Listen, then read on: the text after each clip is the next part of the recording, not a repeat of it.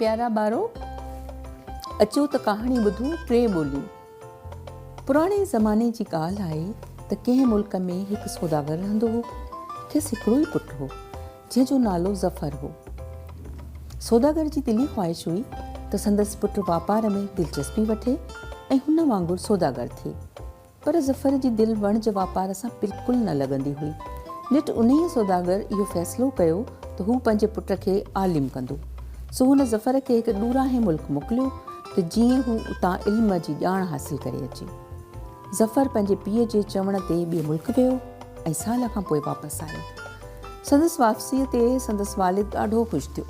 हुन पंहिंजे पुट खां पुछियो त तूं परॾेह में छा सिखियो आहे? ज़फ़र जवाबु ॾिनो त मूं परॾेह में जानवरनि जी ॿोली सिखी आहे। पर इहा जानवरनि जी ॿोली तुंहिंजे कहिड़े कमु ईंदी? तोखे को अहिड़ो इल्मु सिखणु घुरिजे हा जेको तोखे ज़िंदगीअ में कमु अचे। सौदागर पंहिंजे पुट खे चयो। सौदागर ज़फ़र खे इहो चई वरी खेसि कंहिं ॿिए मुल्क ॾांहुं मोकिलियो। ज़फ़र उते बि साल रहियो ऐं वरी पंहिंजे ॾेह ॾांहुं मोटी आयो। संदसि वालिद वरी खांइसि पुछियो त तूं छा सिखी आयो आहीं? ज़फ़र जवाबु ॾिनो त आउं हिन दफ़े जीतनि जी ॿोली सिखी आयो आहियां। सौदागर सफ़ा कावड़िजी पियो। जीतनि जी ॿोली सिखण सां माण्हूअ जो पेट गुज़र त नथो थी सघे, हिन ज़फ़र खे चयो। सौदागर पंहिंजे पुट खे वरी कंहिं ॿिए मुल्क मोकिलियो ऐं खेसि तंबीह कयाईं त जेकॾहिं हिन दफ़े हुन को चङो इल्मु न सिखियो त हू खेसि घरां कढी छॾींदो।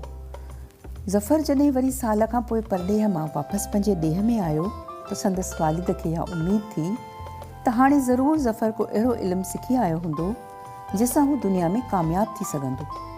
पर जॾहिं ज़फ़र खेसि ॿुधायो त हिन भेरे पखियुनि जी ॿोली सिखी आयो आहियां त सौदागर सफ़ा तपी बाहि थी पियो ऐं खेसि घर मां कढी छॾियईं। खेसि चयाईं, हाणे तूं तॾहिं ई घर वापसि वञी सघीं थो जॾहिं तूं कुझु करे ॾेखारींदे। ज़फ़र मायूस थी घर मां निकिरी वियो। ज़फ़र घरां निकिरी हलंदो वियो। हलंदे हलंदे खेसि राति पइजी वई ऐं हू हिकु अहिड़े वीरान किले में अची पहुतो। किले जो मालिक बि उन वक़्तु ॿाहिरि निकिरण वारो हो। ज़फ़र मालिक खां पुछियो त हू केॾांहुं थो वञे? मालिक वराणियो त हिन किले में राति जो रहणु ख़तरनाक आहे, जो राति जो हिते बघिड़ ईंदा आहिनि ऐं सॼी राति ओनाणूं कंदा आहिनि। बघड़नि जे इन्हनि ओनाड़नि सबबु ओड़े पाड़े जा माण्हू बि हलिया विया आहिनि त मतां उहे बघेड़ खेनि खाई न छॾनि। ज़फ़र किले जे मालिक खे चयो त आउं किले में रहण लाइ तयारु आहियां, जंहिं लाइ मूंखे अहिड़ी इजाज़त ॾिनी वञे। किले जे मालिक खेसि घणो ई सम्झायो, पर ज़फ़र न मुड़ियो। नेठि किले जो मालिक खेसि किले जूं चाबियूं ॾेई पाण रवानो थी वियो। जीअं ई राति थी त किले जे चौधारी बघड़ियुनि जो वॾो मेड़ अची गॾु थियो ऐं गॾिजी ऊनाणूं करणु लॻा। जीअं त ज़फ़र जानवरनि जी ॿोली ॼाणंदो हो, सो हुन बघड़नि जे सरदार खां पुछियो त उहे ऊनाणूं छो पिया कनि। बघड़नि जे सरदार जवाबु ॾिनो त हिन किले जे पाड़ में पुराणे ज़माने जो ख़ज़ानो दफ़न थियलु आहे, जेको किले जे ठाहींदड़नि पंहिंजे पोयरनि लाइ गॾु कयो हो। बघड़ इन करे पिया उनाणीनि त जेसिताईं उहो ख़ज़ानो किले जो मालिक न कढंदो तेसिताईं खेनि सुख न ईंदो। ॿिए ॾींहुं जीअं किले जो मालिक आयो त ज़फ़र हुनखे सॼी ॻाल्हि ॿुधाई। किले जे मालिक ऐं ज़फ़र गॾिजी किले जे भित जे पाड़ खोटी त खेनि वाक़ई बि उते ख़ज़ानो मिलियो।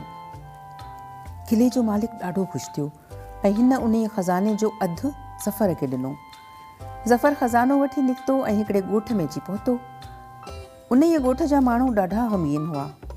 ज़फ़र खाइनि पुछियो त ई छो ग़मगीन आहिनि? उन्हनि वराणियो त हिन ॻोठ जो चङो मुड़ुसु काफ़ी वक़्त खां बीमार आहे ऐं हकीमनि चवाणी संदसि इलाज कारे गुलाब जे रस सां ठहियलु माखीअत सां थींदो। पर इहा माखी किथां ईंदी? सा कंहिंखे बि ख़बर न आहे। ज़फ़र खेनि चयो त ग़मगीन न थियो, आउं अव्हांखे इहा माखी ॻोल्हाए थो ॾियां। ज़फ़र उते भरिसां ॿेले में हलियो वियो। उते खेसि माखीअ जूं मखियूं नज़र आयूं। जीअं त ज़फ़र जीतनि जी ॿोली ॼाणींदो हो, सो हिन माखीअ जे मखियुनि खां पुछियो त खेसि कारे गुलाब जे रस मां ठहियलु माखी किथां मिलंदी। माखीअ जूं मखियूं खेसि ॿेले जे विच में हिकु वॾे वण वटि वठी वयूं। उते माखीअ जे मखियुनि जी राणीअ खे ज़फ़र सॼी ॻाल्हि करे ॿुधाई। राणीअ खेसि बीमार माण्हूअ लाइ थोरी माखी खणण जी इजाज़त ॾिनी।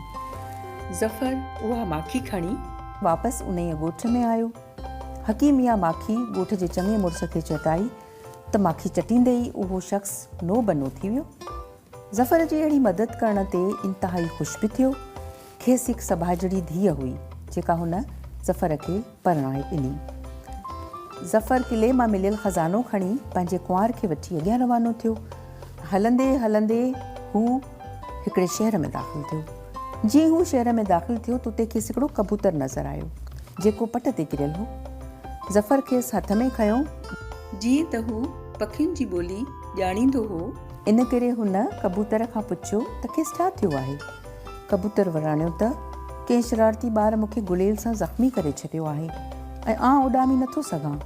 मूंखे शाही महल ताईं पहुचायो वञे जिते मुंहिंजो आख़िरो आहे। ज़फ़र कबूतर जा ज़ख़्म उघिया ऐं खेसि पंजे कुल्हे ते चाढ़े शाही महल ताईं वठी वियो। जीअं ई हू शाही महल में पहुतो त महल जा सभु वज़ीर खेसि विकोड़े विया ऐं खेसि चयाऊं त राति मुल्क जो बादशाह गुज़ारे वियो आहे ऐं पोयां को वारिस छॾे न वियो आहे। सो सभिनी वज़ीरनि इहो फ़ैसिलो कयो हो त शाही महल जो कबूतर जंहिं माण्हूअ जे कुल्हे ते वेहंदो उहो ई मुल्क जो बादशाह थींदो।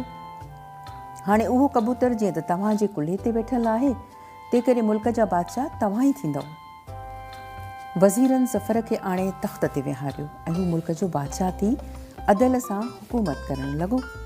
संदसि रियत न रुॻो हुन सां ख़ुशि हुई पर जानवर, जीत ऐं पखी बि ज़फ़र मां ख़ुशि हुआ जो हू संदन ॿोलियूं ॼाणंदो हो ऐं उन्हनि जा मसइला बि हल कंदो हो। ज़फ़र बादशाह थियण खां पोइ पंहिंजे पीउ वटि वियो। पीउ बि पंहिंजे पुट खे घर मां कढी छॾण ते घणो पछतायो। हुन जीअं ई ज़फ़र खे ॾिठो त ॾाढो ख़ुशि थियो ऐं उन ॻाल्हि खे तस्लीम कयो त हर इल्मु इंसान लाइ फ़ाइदेमंद आहे।